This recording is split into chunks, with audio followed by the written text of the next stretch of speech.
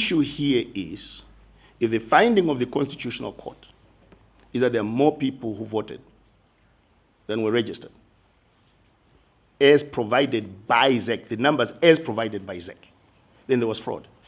All the other things, as I said, those are just additional things. And I think that one of the things I'm sure some of you have noticed about us is that we really try to remain focused. In an argument, a constitutional argument such as this, there's so much that is going to be thrown at you.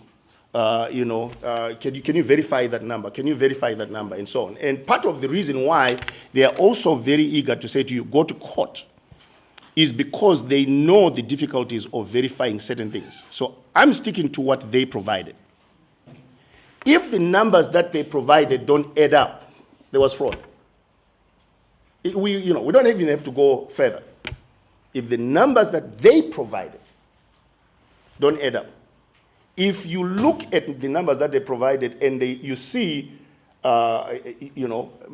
many candidates having the same number of votes at different stations, there was fraud.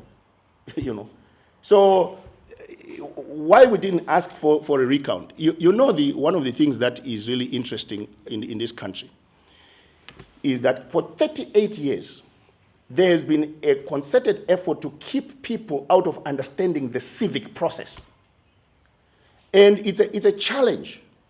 But just participating in the election is something that you learn a lot from it. You learn a lot about the nature of the system that's there right now.